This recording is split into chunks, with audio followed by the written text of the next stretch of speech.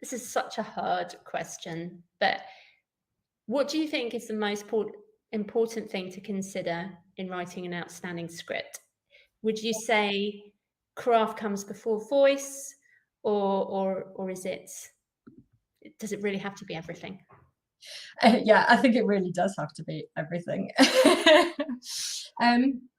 And I think because I think we chatted about this a little bit previously, and one of the other parts of that question was like, yeah, is it craft or is it voice or is it the idea and the originality? And I think all of those things are important, but again, it sort of depends what the point of the script is. Yeah. So the reason I say that is I think sometimes sometimes you're looking for just a really original voice, and it kind of doesn't matter if it's shining through in an idea that isn't that original, right?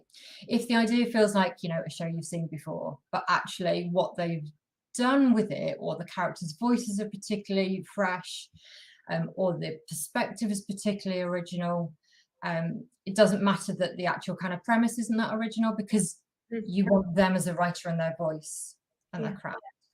But for example, at Studio 21, when we run the script competition there, the actual originality and strength of the proposition itself, of the show, of the premise, of the concept, is just as important, because we're not looking at those scripts with a view to having a general meeting and discussing other ideas we might develop together.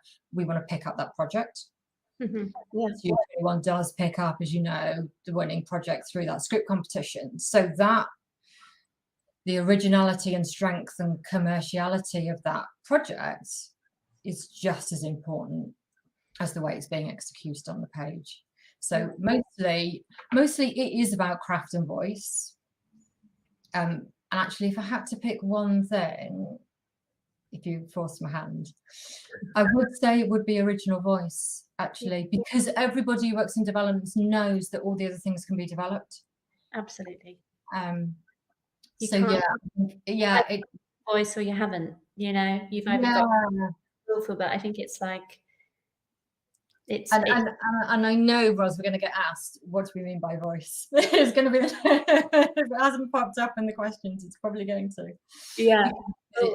But I'll wait and see. I'm happy to swiftly move on. Okay, we'll move on. I am, yeah. So let's look. We've kind of, I think, next question, I think we've kind of answered. I was kind of thinking, what are the key components that take precedence? Character, voice, plot, originality. I think we've kind of answered that.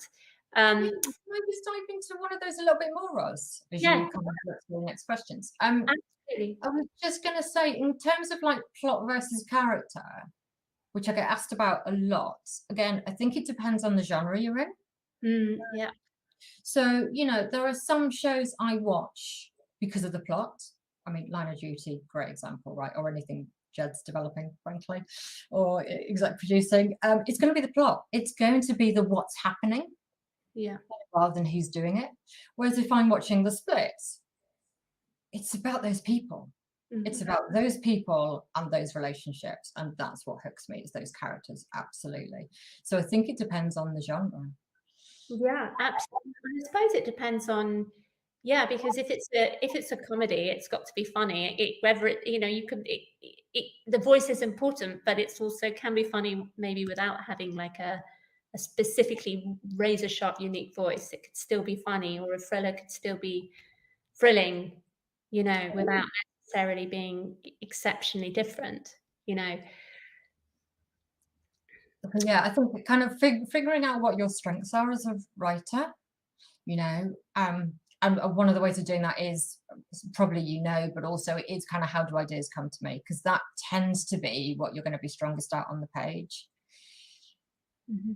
And really leaning into that, but then being aware that those other aspects of the craft you might need to work a little bit harder on will help you, because ultimately, it all needs to be at a certain level.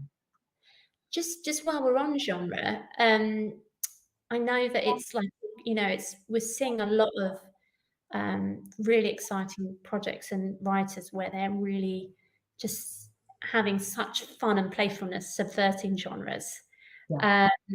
What do you think about that? And do you think you need to be quite an experienced writer to do that? Or do you think you can just sort of be playful with it and try and kind of mix things up? Yeah, it's a really good question.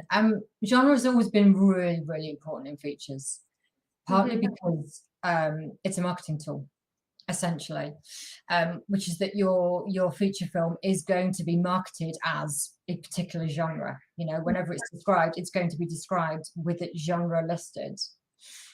You know, it's a great new action film, it's a great new horror film. You know, it's how it's the language we use, and so audience have certain expectations. If they go and watch a film that's been sold to them as a horror, that's what they're expecting, and you have to be able to deliver that.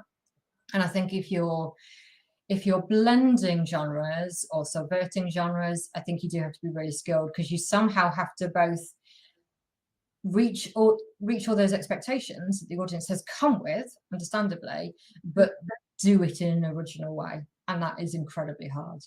Yeah, I think in TV, genre is less important in terms of the framing of it.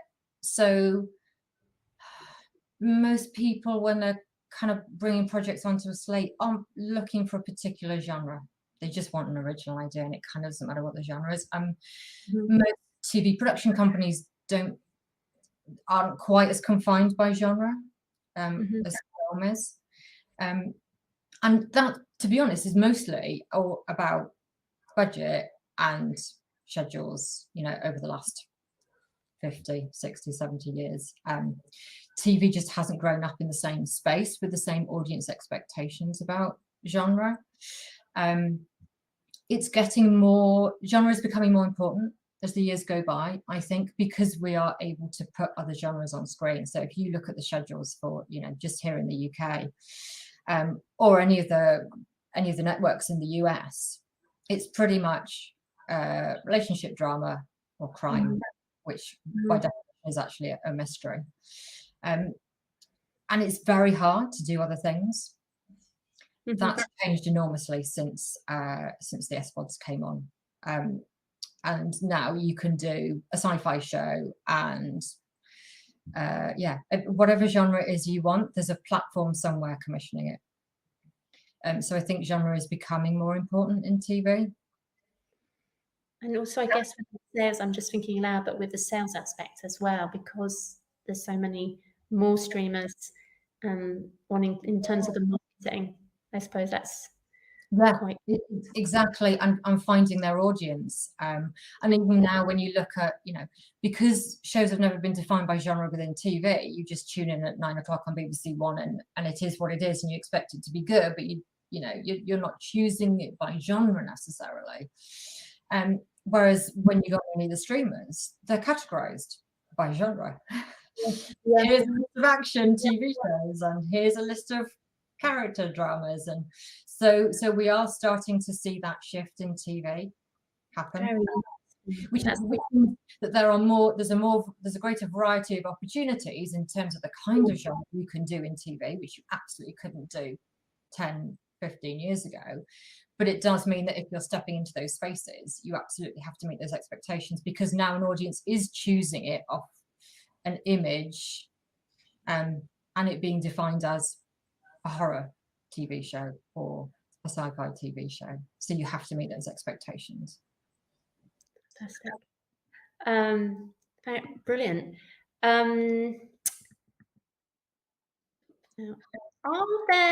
This is a bit of a strange question, but are there rules that can't be broken, or can you break the rules? The reason I say this is I actually listened to, I love Guillermo Arriaga, the writer of Babel.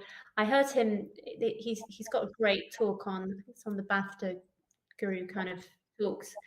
And one of the first things he says, the only rule about screenwriting is that there are no rules, which is really interesting. But what do you think about that? Do you think there are rules? Because he's a very specific, I mean, obviously he's a kind of auteur writer, and you know, when you reach a certain point, you can break the rules. But would you say to start out, you kind of need to follow a set of rules? Or I think there's only 2 rules. And this is going to be controversial as well. One is, don't be boring.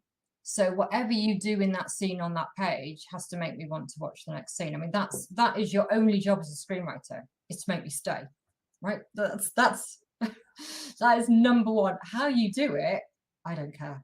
Honestly, Brilliant. I don't care what device or technique you're using to do it. As long as you make me want to stay, you've done your job. And that means, everything is open to you. And then we can talk about different techniques you can use to do that, because it's not all about hooking and plot and stuff. Yeah. But essentially, you've got to keep me wanting to know what happens next in some way. Yeah. That isn't as plotty as you think it is. But the other one that is kind of the flip of that, because intrigue gets used a lot as a device to do that, right? You tease me, you give me a little bit of information, but not enough that I've quite worked out what's going on. So I want to know what's going on. The flip of don't be boring is don't confuse me so much that I give up. Yeah. And so you're kind of you're treading quite a fine line, and I would say there's kind of boundaries on either side of you.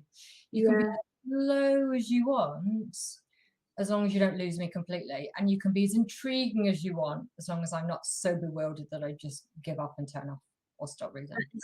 No, that is really, in terms of rules, I think those are the best I've heard. That is really, really great. Yeah, because I suppose I read so many. The joy of doing what I do at Script Angel now, and another kind of personal reason I set it up, is that I have really eclectic tastes. And so when you work in a production company, you tend to gear towards a particular type of thing. And so you're only looking to put that kind of thing on your slate. And I found that really challenging, because I wanted to work on, a horror film one day and a sitcom the next. And so at Script Angel, we do that. We work with writers in both film and TV in absolutely every genre. And so I've had to think a lot about, actually, what is it that's kind of making me stay, and what's making me pull out of that script. And so for me, that's been kind of the best framework I've come up with to try and interrogate what's going on, really, when a script is making me kind of come out of it. I'm trying to work out why, and those two things seem to be the biggest kind of the best definition I can come up with for myself. That's great. Yeah, we've all watched those super, I don't know if they're even high concept TV shows or films where you're like, half an hour in, and you kind of look at your friend or your partner and go, do you have any idea what's going on? Like, no. And it's so clever that it's not clever. Do you know what I mean? But so clarity is really key, isn't it? Just keep to give enough, but not give it all away, but to not lose, not be too obvious, but not be too complex. So obtuse that and where that line stands, I would just say, Rosalind, is kind of depends a little bit on who your audience is. So another thing I think about a lot, because especially now at Studio 21, we're picking up projects, and we're trying to think about, obviously, who we're going to sell them to, essentially. So which platforms or broadcasters. And so I'm thinking a lot about, well, actually, it's a little bit confusing, but actually, if we're trying to appeal to this particular audience, they're used to that kind of show. They're used to having to work that hard. Yeah. Whereas if I'm selling a show to a broadcaster that's a bit more mainstream, actually that audience absolutely wants to be challenged, but only up to a certain point. Yeah, that's really good advice. Yeah. Wow. Okay.